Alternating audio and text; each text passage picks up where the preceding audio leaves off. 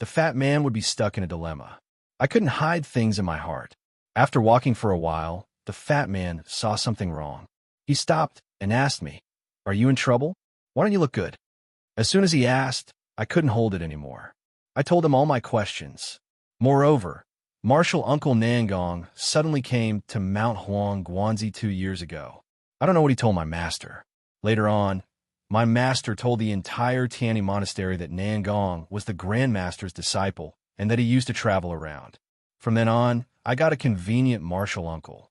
Moreover, he didn't stay in Tiani monastery for more than a few days. Not long after he came back, he left again. Then, I went down the mountain. This is the second time I've seen him. The fatty's words were out of my expectations. It seemed like my earlier guess was completely wrong. The fatty wasn't familiar with this Nangong. That was really strange. Nangong kept trying to get close to me. What was his motive?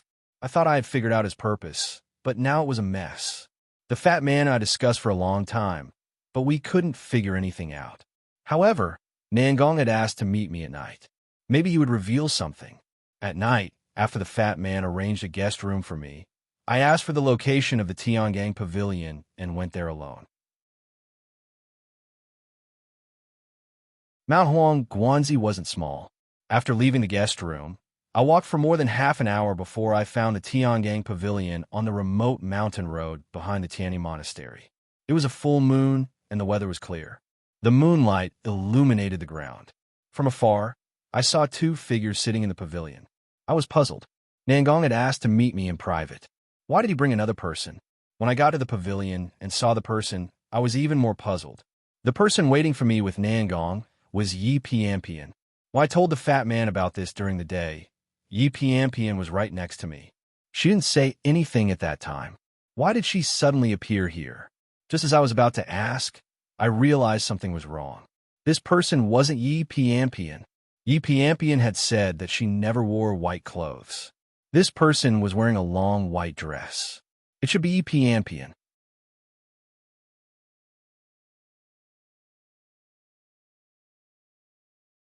Chapter 237.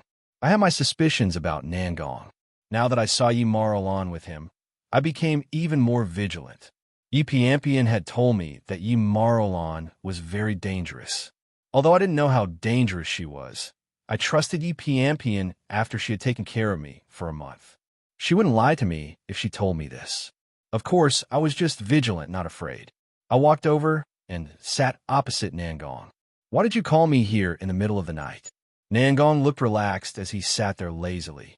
He searched his body for a long time and took out a wooden box. He casually threw it on the stone table. "Here, a small gift for you." A small gift? I didn't know what he was planning. I hesitantly reached for the box and was about to open it. Nangong pressed my hand and stopped me. He smiled and said, "Don't open it now. You can open it when you're alone." One shouldn't hit a smiling person. Since he was smiling, I couldn't insist. I let go of my hand and put the box away. "Is there anything else?" Nangong nodded and pointed at my left arm. "There's something else. It's about the ghost seal on your arm." Hearing him mention the ghost seal, my heart shuddered. Back then, I killed Liang Kaixiong in secret. After I killed him, the Dao ghost seal attached to my left arm, and then the Dao ghost seal mutated and increased my cultivation. All this time, I have never mentioned this matter to anyone. So how did Nangong know about it? My complexion obviously changed, but Nangong didn't seem to notice it. He continued to speak confidently. "Last time, you unlocked the first layer of the ghost seal and absorbed a small part of the spirit chi, right?" I didn't know what he was trying to do. I tried to maintain a calm expression and nodded. "That's right. What happened then?" Nangong acted as if he was very familiar with me. He extended his hand and pulled my left sleeve up. "Look, the yin and yang Dao pattern on the Dao ghost's forehead has become much lighter.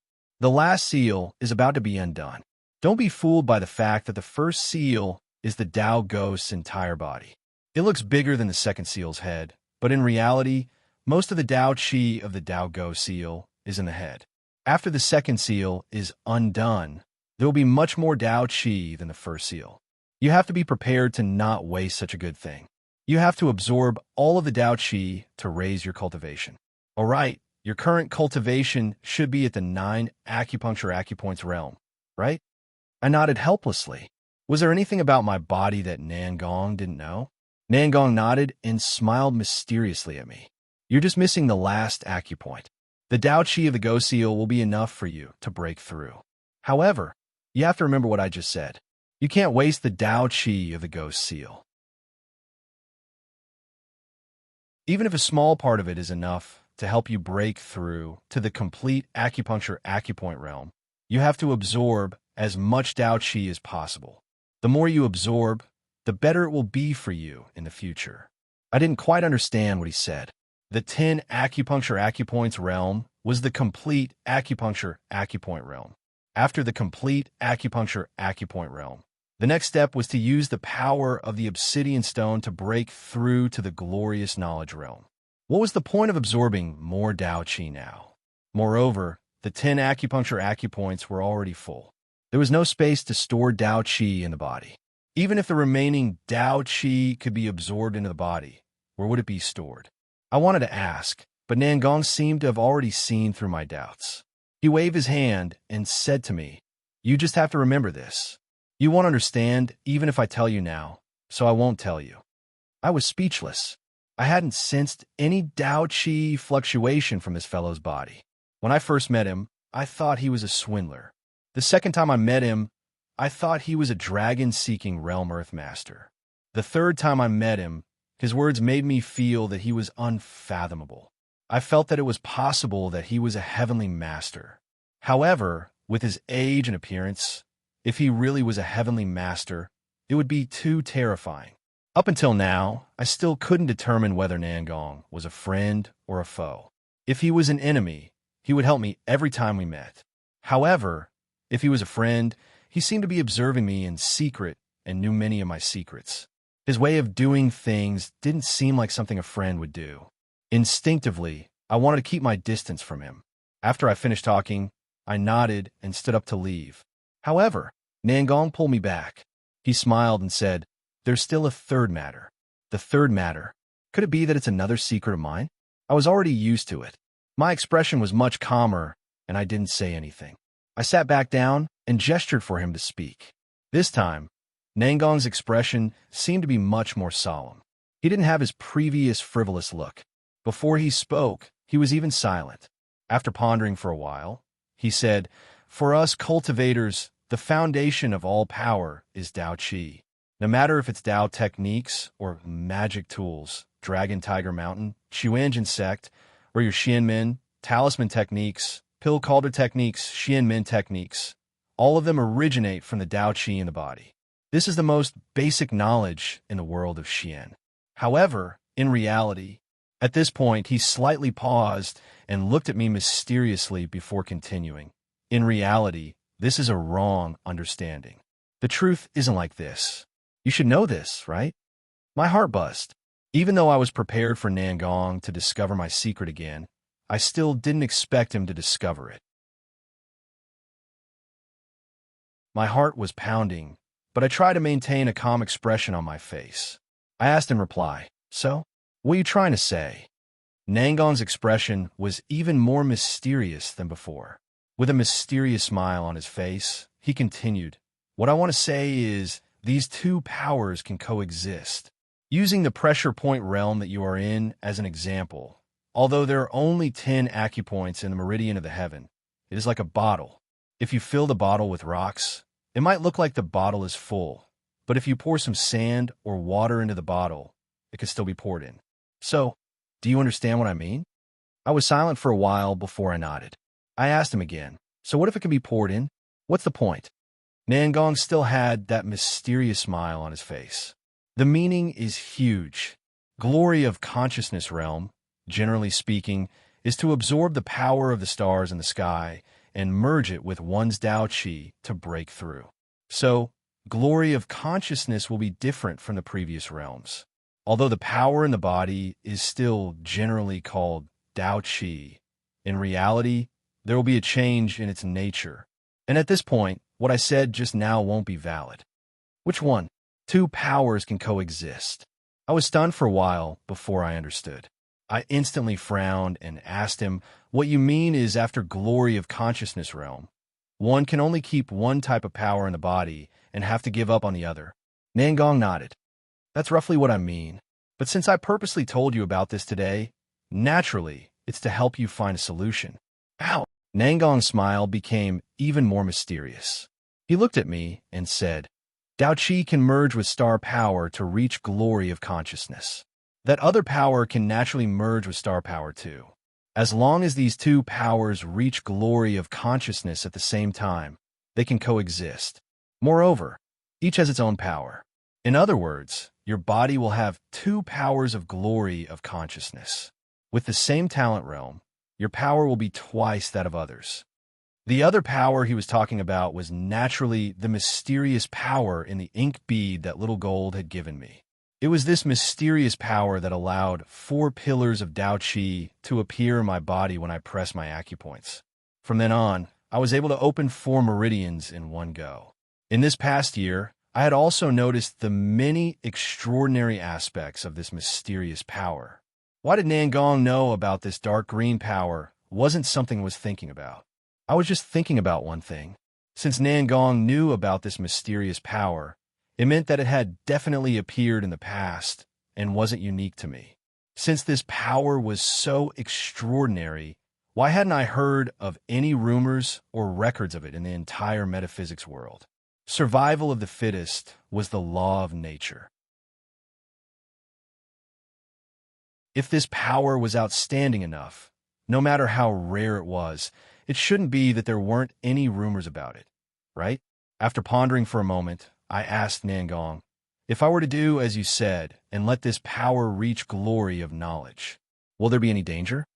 After I asked that question, Yi Maolan, who had been sitting at the side absent-mindedly, suddenly lifted her head to look at me. Nangong's expression also changed slightly. After a few seconds, he suddenly smiled and sighed. You're really smart. I was just about to tell you about this.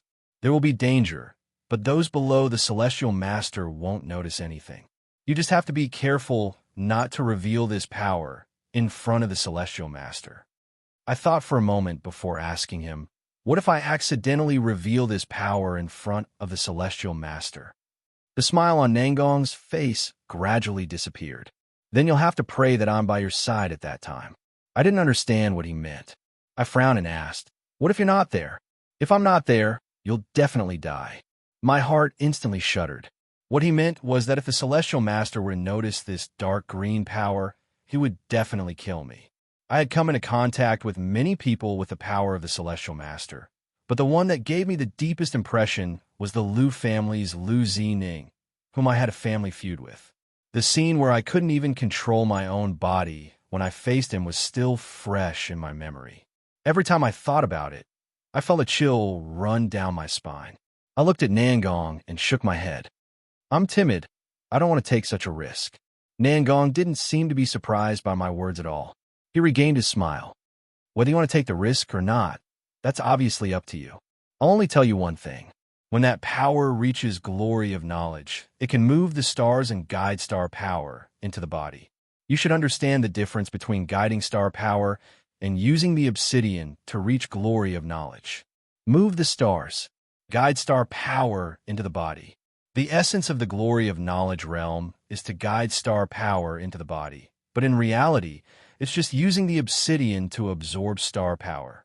To actually move the stars and guide star power is just a legend. In reality, I wasn't clear about the difference that Nangong was talking about, but as long as I thought about it, I would know how big the difference was. I remained silent. Before I could make a decision, Nangong stood up from the stone bench and waved at me. Then, he called Yi Maolan and left with him. After they left, my head was still dizzy. I sat in the pavilion for another half an hour before returning to the guest room. After returning, I was about to take off my clothes to sleep when I touched the wooden box on my body. Only then did I remember the small gift that Nangong had given me in the pavilion. I smiled wryly. The impact of what Nangong had said today was too great to the point that I had forgotten about the wooden box. I stood up and sat by the table. I placed the wooden box on the table and extended my hand to press on the lid. Curiosity rose in my heart.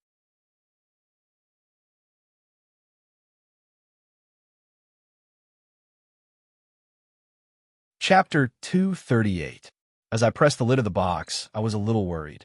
In a situation where I wasn't sure if he was a friend or foe, there was still the possibility of Nangong harming me in secret.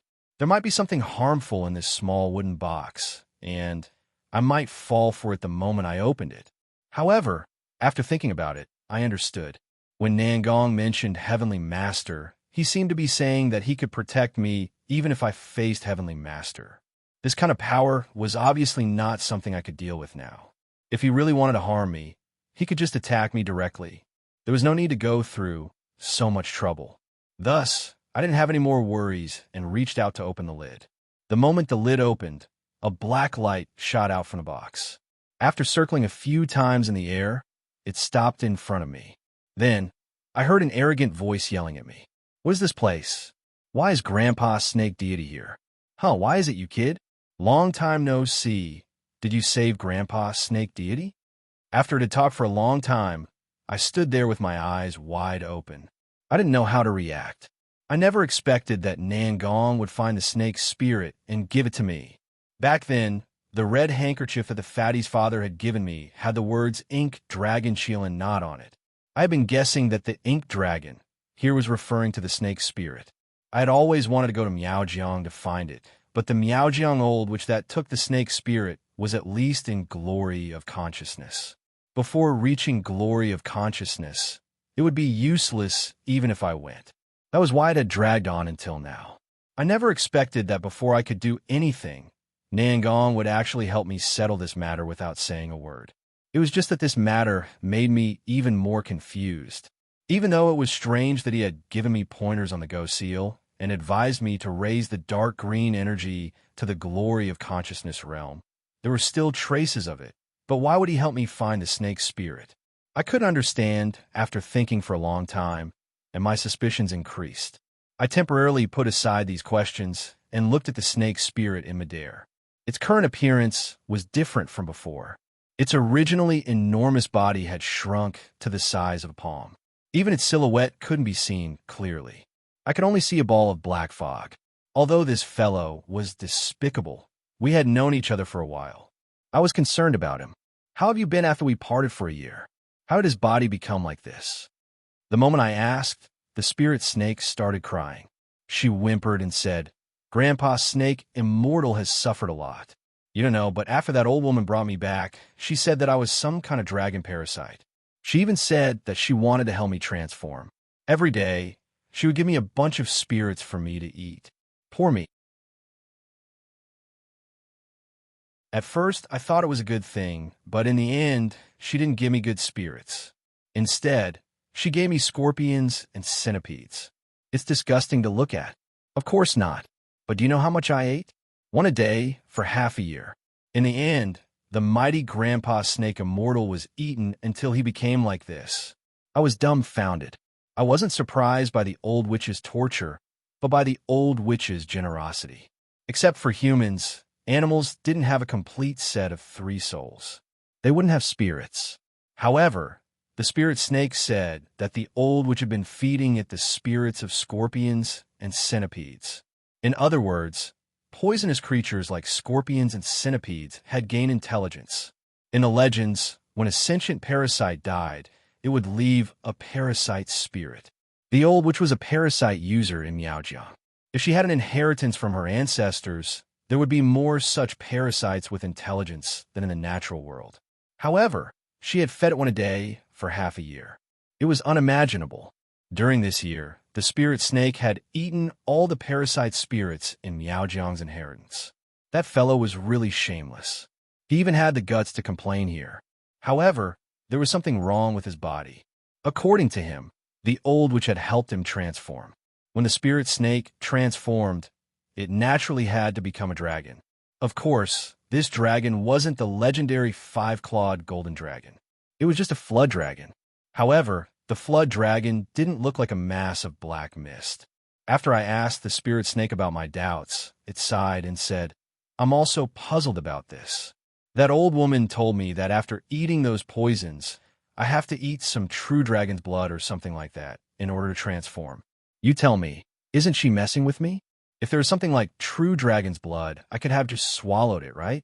Why did I have to eat those poisonous creatures? That old witch lied to me. She said that I had to shed my snake shell first. I've never heard that I would look like this after shedding my shell. I'm so angry. I didn't understand true dragon's blood and shell shedding. However, the old witch had spent so much effort to get the spirit snake away. She had even fed it so many parasite spirits. It was obvious that she wasn't kidding. There must be a reason behind it. My head was filled with the phrase black dragon chillin' knot. I didn't have the time to talk nonsense with the spirit snake. I casually asked, "What is true dragon's blood? Do dragons really exist in this world?" The spirit snake suddenly became solemn. It said solemnly, "Of course, if there were no dragons, wouldn't it be meaningless for me to transform my mind into a dragon?" I instantly became solemn.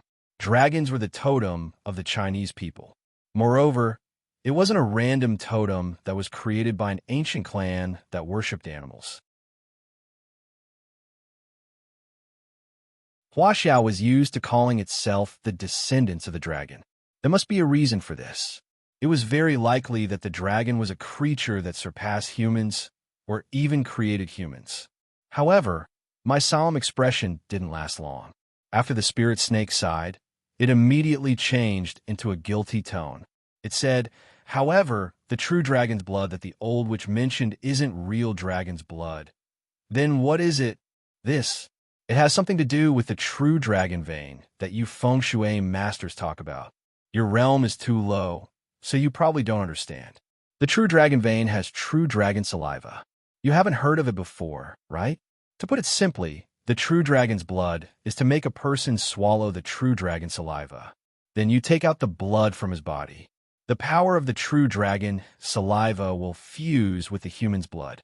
The old witch said that after we find the true dragon saliva and get the true dragon's blood, I will be able to transform into a real dragon after I nourish myself in the true dragon's blood for a while." After the spirit snake finished its explanation, I sat there with my mouth wide open. According to the spirit snake, I had swallowed the true dragon saliva before. So, my blood was true dragon's blood. If the spirit snake nourished myself for a while, it would be able to transform into a dragon.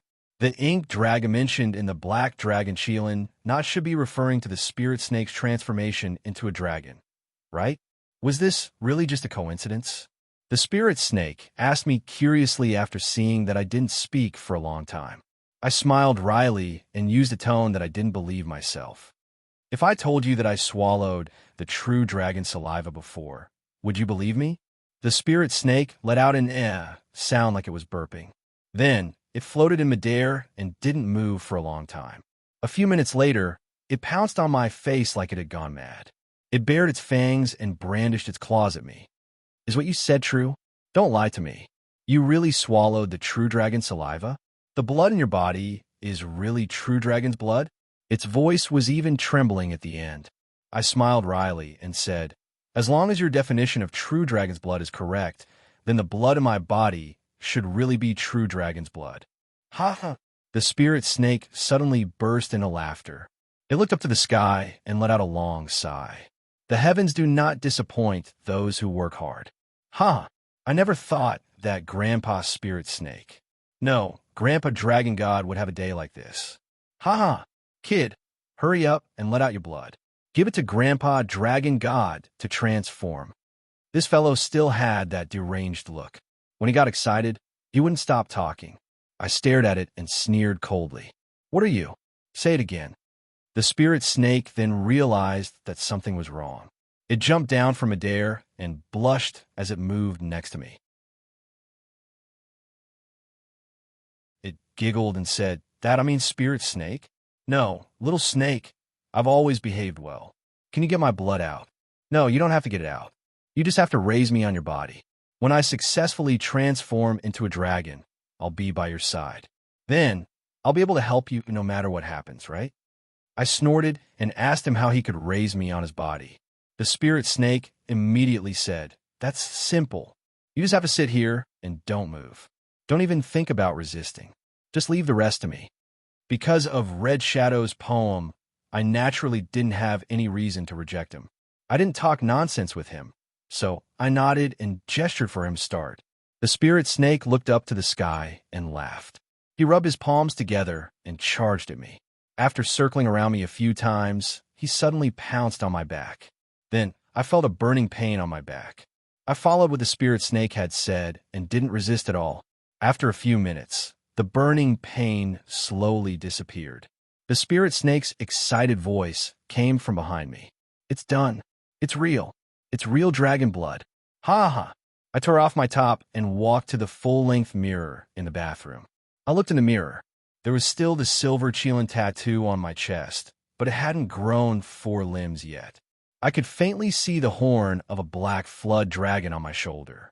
When I turned my back, an exaggerated flood dragon tattoo covered my entire back. The dragon's body and tail extended from my ribs to my chest. It was close to the edge of the Qilin tattoo on my chest. It looked exaggerated and terrifying.